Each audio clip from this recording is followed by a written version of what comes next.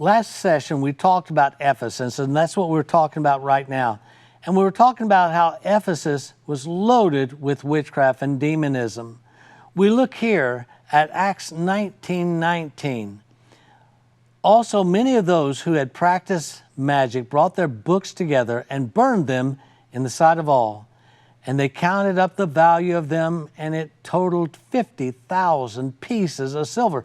That's $7 million. Can I say this? The devil has never had a financial problem. Not only that, but the church of Ephesus had to deal with a culture of sensuality and witchcraft. The church today lives in that same culture. The question is, will we address these issues? Is witchcraft in and Christianity out? That is a question that was posed. Numbers of Christians rises dramatically across U.S. as millennials reject Christianity. Newsweek, November 18th, 2018. Witchcraft and pagan religious practice increased in the U.S. over the past few decades, with millennials turning to alternative ranging from astrology to tarot cards and away from Christianity. So we're seeing that the conditioning of the culture is really working because the millennials are moving away from the church. I can't tell you how many times I go to churches, and I've been in churches, and you're just filled with older people, and you ask, where are the millennials? Where are the younger people? And so that's across the board what's going on. Who are the millennials? Anyone born between 1982 and 2000, which is now 83.1 million people, or a quarter of the U.S. population, are considered millennials by the U.S. Census Bureau. So when they say the millennials are turning against the church, that's a big number. And why is that happening? You know what I find interesting is we were told as a kid that witches were just make-believe and that witchcraft was just make-believe.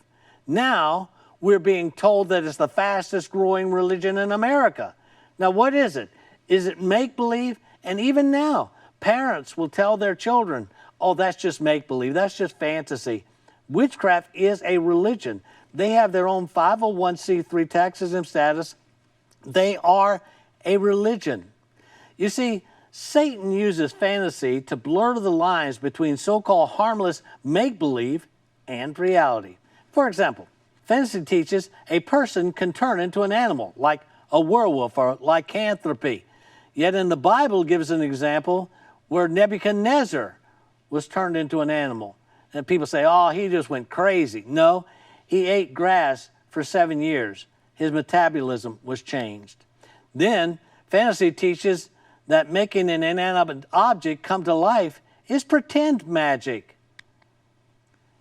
But in the scriptures we find, for they cast down every man his rod, and they became serpents. But Aaron's rod swallowed up their rods, and he hardened Pharaoh's heart, and he hearkened not unto them as the Lord had said. So this whole thing about witchcraft is actually a hardening of the heart of young people. You can almost see it. You show me a young person who watches all these things about witchcraft and sorcery and all that, you almost can see it in their eyes.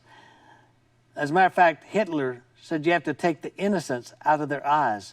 You can look into a child's eyes and see if there's innocence or if there's rebellion. Magic hardens the heart. It hardens the heart of man, that's right. Children that are saturated with magic lose their innocence.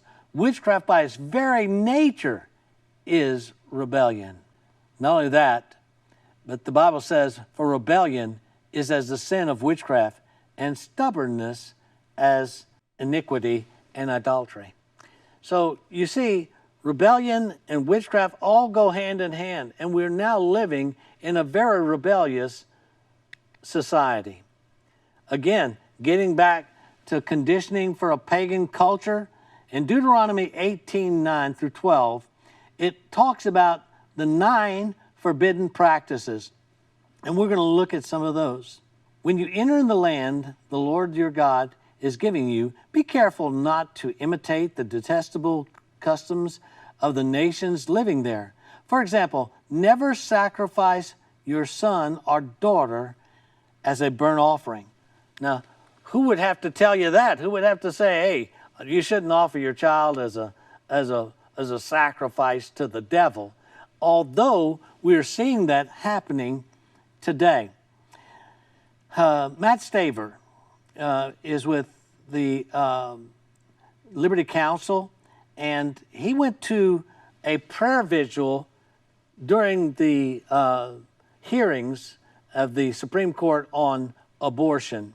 And I want to read to you some of the things he said that happened that night.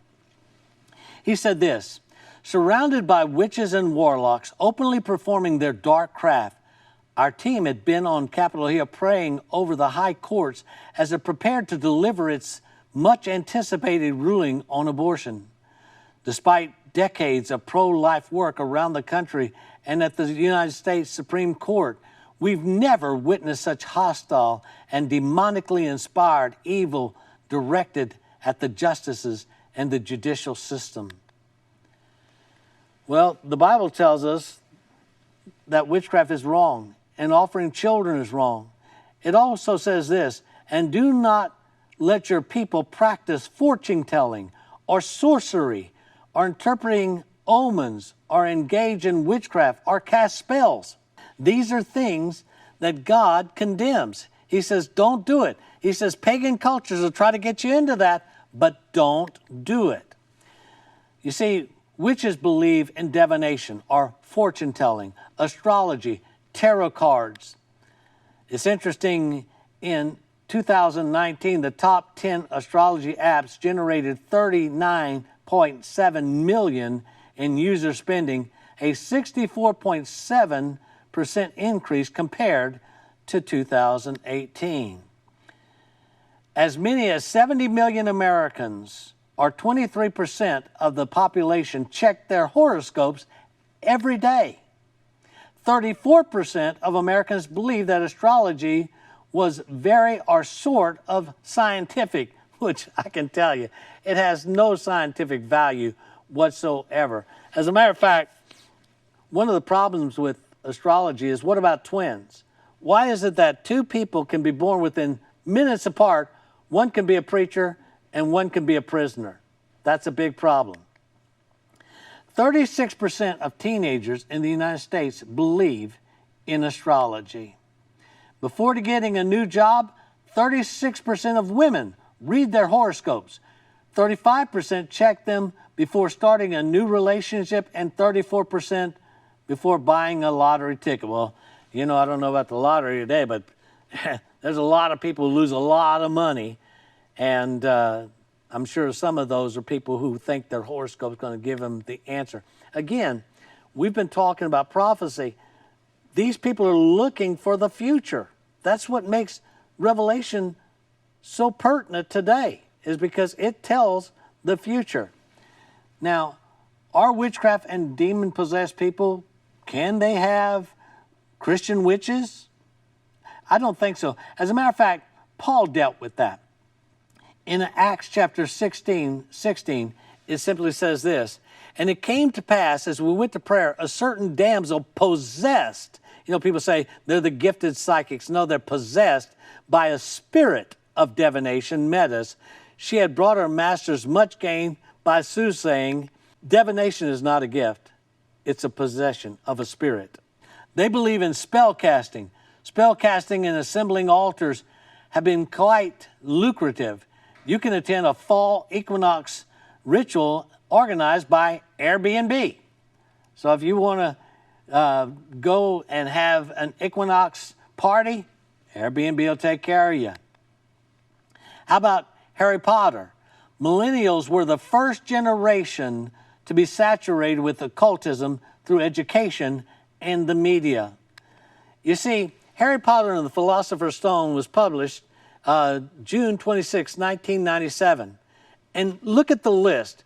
It simply says Harry Potter and the Sorcerer's Stone, 2001. Harry Potter and Chamber of Secrets, 2002. Harry Potter and the Prisoner of Azkaban, 2004. Harry Potter and the Goblet of Fire, 2005. Harry Potter and the Order of the Phoenix, 2007. Harry Potter and the Half-Blood Prince, 2009. Harry Potter and the Deathly Hallow, Part 1, 2010. Harry Potter and the Deathly Hallow, Part 2, 2011.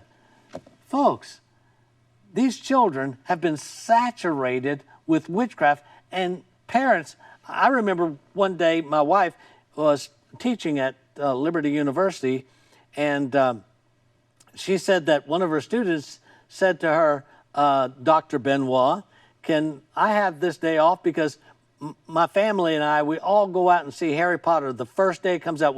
It's a tradition with us. The sad thing about it was her father was a pastor of a church. Now we're starting to reap the benefits, as some might say.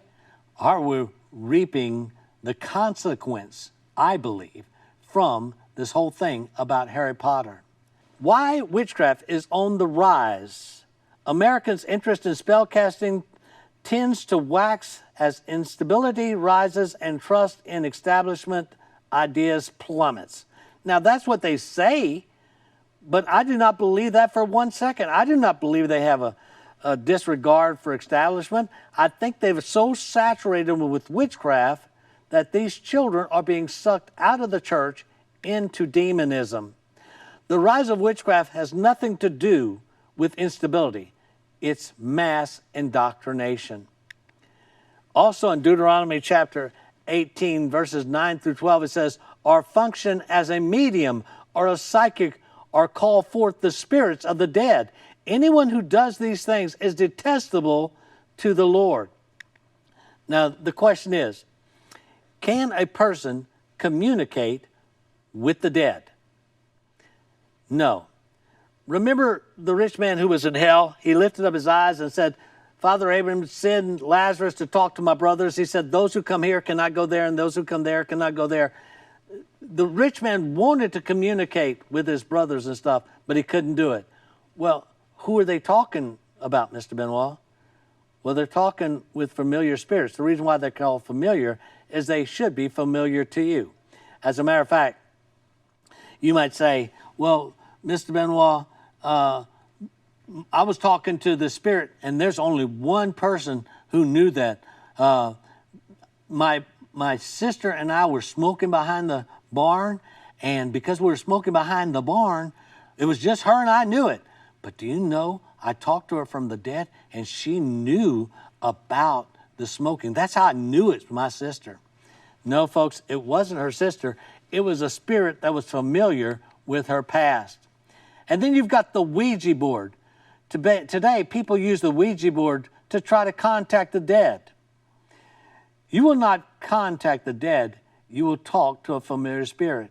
The Ouija board was not patented as a board game, but as a mode of communication.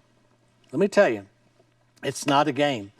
I remember years ago, I was speaking in a church, and a lady came up to me, and she was just shaking like this. She said, Mr. Benoit, I don't want to die, Mr. Benoit. I don't want to die. I said, what's the problem?